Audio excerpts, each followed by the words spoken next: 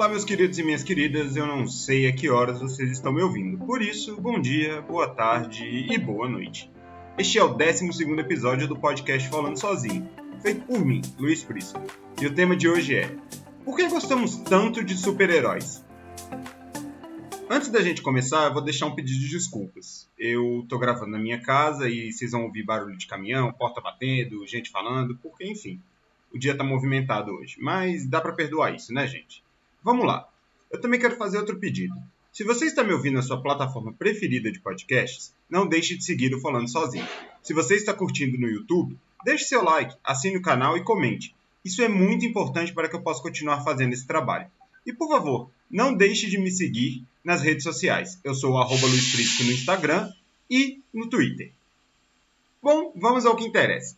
Eu estava olhando a lista das séries mais populares no Twitter brasileiro, agora em 2021, e vi que WandaVision ficou em primeiro lugar.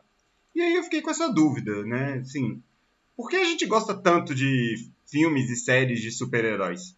Aliás, sendo até mais egoísta, eu diria. Por que eu gosto tanto de filmes e séries de super-heróis? Afinal, esse podcast poderia tranquilamente se chamar Falando Sozinho sobre algum super-herói. E como hoje eu não tenho consulta na terapia, eu resolvi dividir isso aqui com vocês. Procurar os motivos que levam as pessoas a gostarem tanto de super-heróis passa por vários pontos. Vai da história à psicologia. São vários cientistas que tentam responder essa pergunta e são estudos e pesquisas com diferentes graus de profundidade. É que super-heróis não são uma invenção atual. Aliás, eles estão entre a gente, né? Estão na humanidade desde que os primeiros Homo sapiens sapiens adquiriram a habilidade de falar, contar histórias e tentar explicar o mundo ao seu redor. Não, eu não tô falando do filme Blade, aquele com Wesley Snipes, que meio que pode ser considerado o fundador do hype contemporâneo com os heróis. Menos ainda da disputa eterna entre DC e Marvel nos quadrinhos. E também não quero abrir uma conversa sobre se o Batman é herói ou não, ou se ele só é um cara muito rico que abusa dos seus privilégios. Não é isso aqui. Não estou falando sobre isso. Eu quero falar que heróis fazem parte das histórias humanas há muito século. É claro que nem sempre eles usavam um colã azul com uma cueca vermelha por cima, ou amarravam capas em torno do pescoço. Aliás, lá na antiguidade mesmo, eles nem usavam cuecas. Numa definição de dicionário, super-heróis seriam seres dotados de poderes extraordinários. Aparentemente, dinheiro infinito é um desses poderes, né? Vídeo Batman, Tony Stark e essa galera. Que lutam incansavelmente contra o mal, protegendo os mais fracos e oprimidos. Uma frase meio Chapolin Colorado, né? Mas poderia ser frascos e comprimidos. Ok, parei. A definição é dessa do dicionário, mas dá pra gente ir um pouco além. Super-heróis são seres fictícios, criados por pessoas reais, para explicar o mundo ao seu redor, por meio de uma narrativa que o eleva a personagens extraordinários, capazes de realizar feitos difíceis para meros mortais. Sim, você deve estar se perguntando, isso não é a definição de um deus? É um pouco, não tem como fugir disso. E como bons seres mortais que somos, a gente tem que lidar com adversidades. Como, por exemplo, um caminhão de mudança que está embaixo da minha janela, fazendo mal barulheiro. Mas tudo bem, eu conto com a compreensão de vocês. Voltando ao que a gente estava falando. Nós, mortais, tendemos a procurar explicações em seres superpoderosos. Se a gente pensar bem, os deuses do Olimpo, eles não são eles mesmos grandes heróis? Aliás, figuras mitológicas estão na base de grandes personagens modernos dos quadrinhos. Alô, Thor, tudo bem? Como você vai?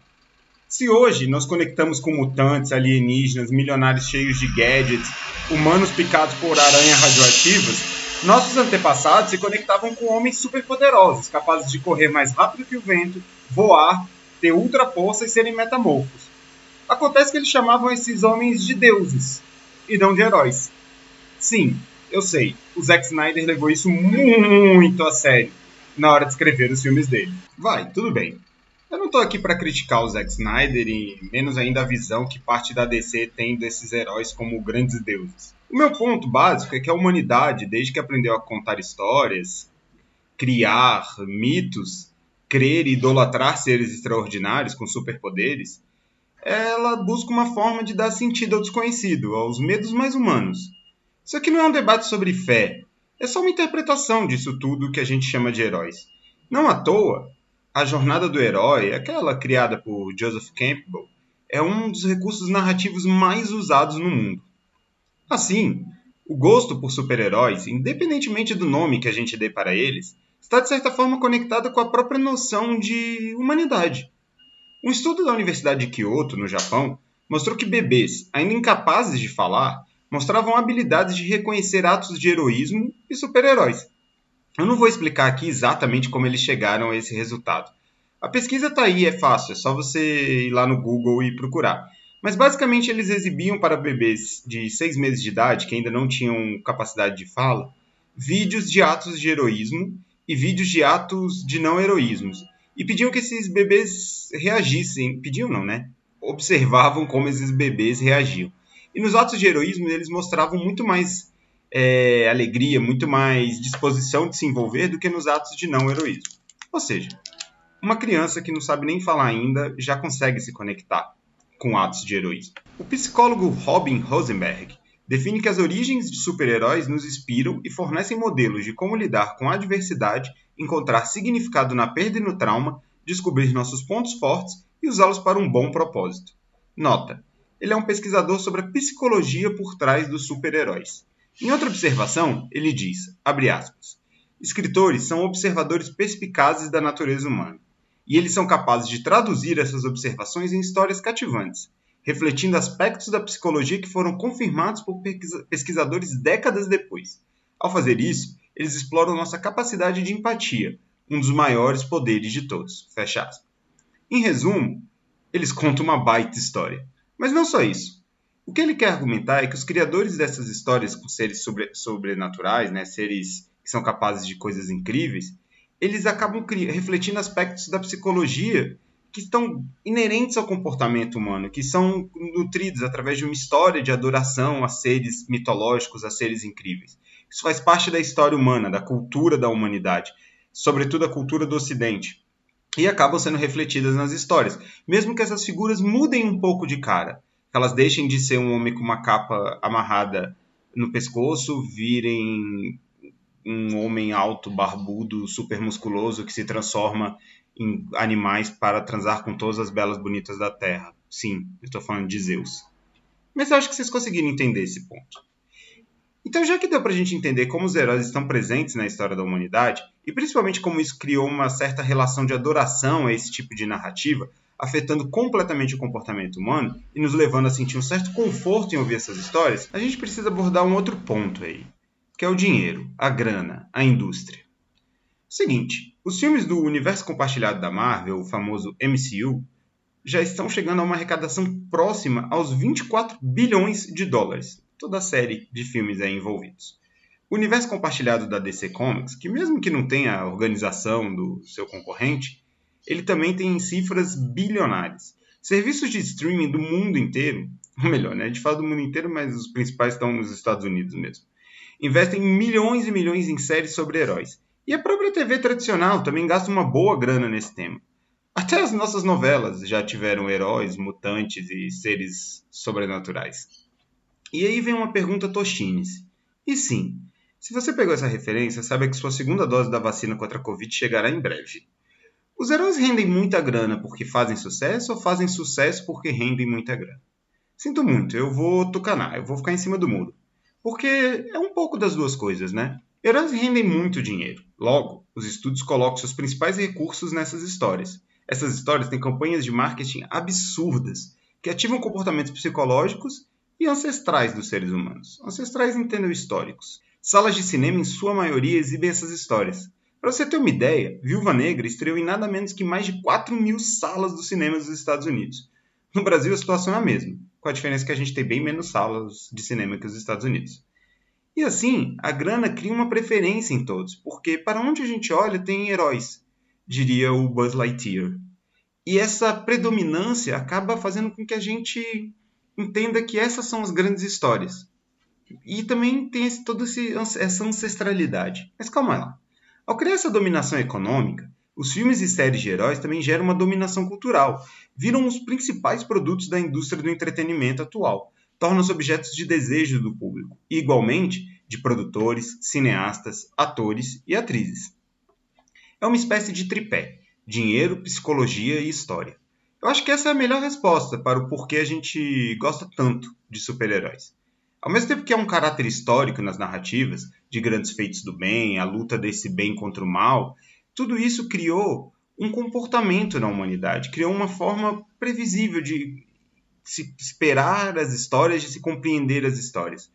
E esse comportamento, ele permite a gente projetar as nossas angústias, traumas e medos em seres que, bom, são humanos, mas também são dotados de capacidades aprimoradas para resolver esses problemas. De fato, a gente vê nos heróis um espelho de nós mesmos. É como se tivesse um filtro de Instagram, sabe? Eles entregam uma versão muito melhorada, que a despeito de alguns problemas, consegue fazer coisas incríveis e, via de regra, salvar o mundo. Esse interesse, é claro, gera um mercado consumidor absurdo, que consequentemente torna essa indústria um produto bilionário, né? Hoje, no audiovisual, antes nos quadrinhos, antes ainda nos livros, mas aí também não tinha indústria. Enfim, vocês entenderam. Pois é, gente, eu acho que esse seria o meu argumento principal do porquê eu gosto tanto de super-heróis. Existe algo que está acima do meu próprio controle. Existe algo que remete às minhas condições psicológicas, à forma como eu fui treinado. Existe também a história da humanidade. A história da humanidade e como ela conta suas histórias. Sempre adotando o elemento do fantástico, o superpoder, alguém muito melhor do que nós, capaz de vir nos salvar. Talvez seja por isso que grande parte das religiões aguardem Messias, ou o retorno dos Messias. Porque isso faz parte de uma cultura ancestral quase humana, de tentar explicar o inexplicável por meio dessas histórias. E acho que também tem um pouco disso, histórias, né? A gente gosta de ouvir histórias, e quanto mais elaboradas, e quanto mais criativas, e quanto mais surpreendentes são essas histórias, mais atenção elas vão reter. E também, é claro, existe uma indústria. E a indústria quer ganhar muito dinheiro com esses heróis. Eu acho que seria assim que eu definiria tudo isso. Estou super incluso na categoria de pessoas que adoram histórias de super-heróis. Às vezes até eu me pergunto se já não está over. Não no sentido do esgotamento dessa narrativa, mas para mim mesmo. Será que eu consigo entender outras histórias que não tenham exatamente essa jornada de heróis, toda essa programação? Não sei. É sempre um desafio. Por isso que eu acho que é importante a gente também tentar assistir coisas que fujam um pouco do modelo mais tradicional e desse modelo que é dominante na indústria cultural. Bom, eu acho que é isso, gente. Não sei se eu tenho mais o que incluir nisso. Pelo menos o caminhão que estava aqui embaixo da janela foi embora. Então, nesse finalzinho, vocês vão poder ouvir minha linda voz de veludo de um jeito mais fácil. E eu queria muito ouvir vocês. Você concorda com essa argumentação? Faz sentido para você? Me conta. Pode ser por e-mail, no luis.prisco@gmail.com, ou pelas redes sociais. Eu sou o @luisprisco no Instagram e no Twitter. Mas você também pode comentar se você estiver vendo no YouTube. Fala aí, o que você acha? Valeu, gente! Este foi mais um episódio do Falando Sozinho.